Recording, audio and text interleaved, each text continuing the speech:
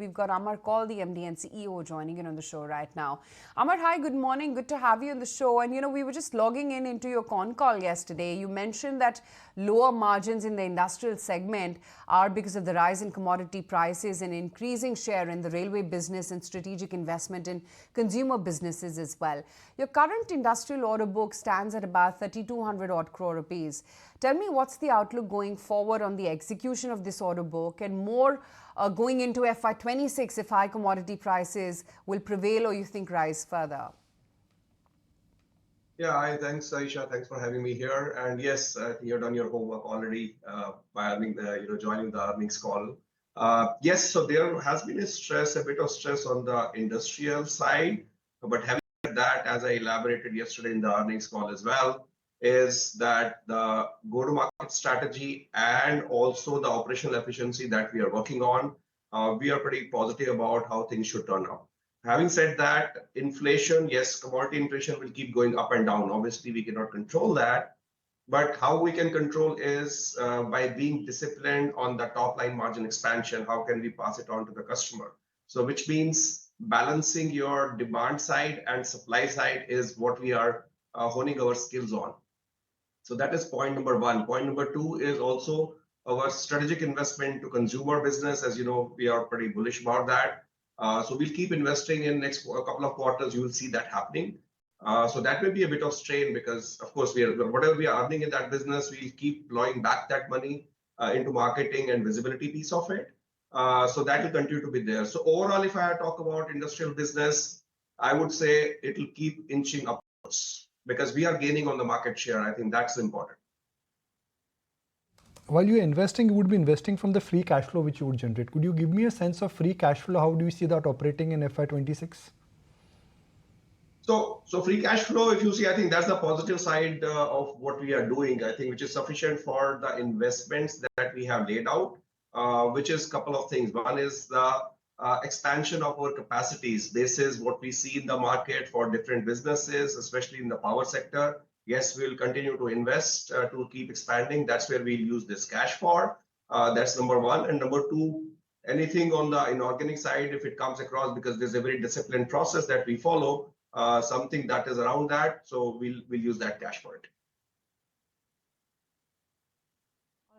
Amar, give us some sense on the railway business, because I believe that the order book stands at 400 I guess that in FY25 you have secured an order supply of 450 for Vande Bharat train sets. But while we talk to other players, there is been a bit of an execution challenge. Give us some sense that are you also facing one, and what's the visibility on getting more orders?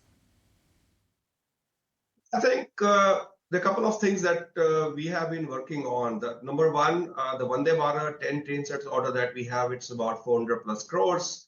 Right now, the team is busy executing that. So we don't see any challenges. Yes, of course, we have approximately 12 months to execute it. We have been very disciplined in investing into our R&D team. So technically, if you tell me in last 12 months, we have graduated almost 4 times the number of people that we had in our R&D. That is the key for developing these Vande Bharat train sets. So honestly, we don't see that challenge there at all because we were early on in the game. That's point number one. Point number two is also, you talk about margins from railways. Yes, we know we stay committed to Indian Railways for the nation building. But yes, there's a lot of impetus on the exports market as well. And I think I talked about it probably in the earnings call. We are one of the first companies which got certified by American Association for Railroads. And currently our motors are running in American Railways for testing. More than 3 months it's there, no issues. So hoping that comes in picture, I think we can look at a better future.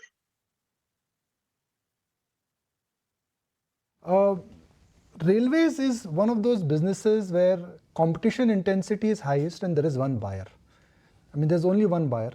And in any category, there are multiple vendors. Does it make sense for CG Power, where I've looked at your numbers in all avatars, earlier avatar and current avatar, it's a higher margin business, high return on equity, what you focus on. Why are you moving towards railways, which is a low margin and a high turnover business?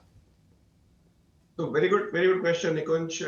So 2 things on that. If you see, we have been strategically expanding our expand our portfolio. Portfolio is, if you see, we acquired a couple of quarters back GG Tronics as a joint venture majority shareholding in that, which is to gain on the technology of Kavach, which is train collision avoidance system. So that adds to it, which is currently under execution. And I'm not, I don't need to be shying away by saying we are one of the leading players in terms of technology and ahead of the curve, in terms of executing it, which is good for the nation. That's point number one. Point number two is railways. Yes, there's only one customer in India, but my prior answer that I said is we are not staying only with India. There's a big focus on exports as well. And we have made the investments into that area also. So we are setting up our own stuff with the customers overseas. Like I said, America is one of the markets where our motors are actually running in the American railways more than 3 months now.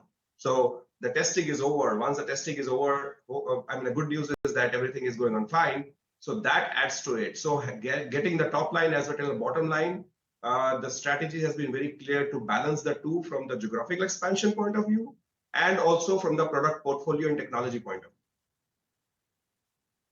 As we look into future, which are the new higher margin areas you would be, venturing into? Which is that new IP-driven business for CG Power?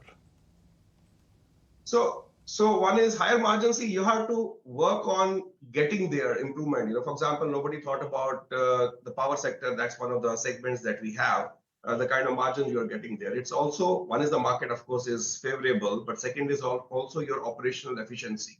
So continuously, lean has been our DNA, which we are working in to keep eliminating the waste in the system because customers don't pay for that.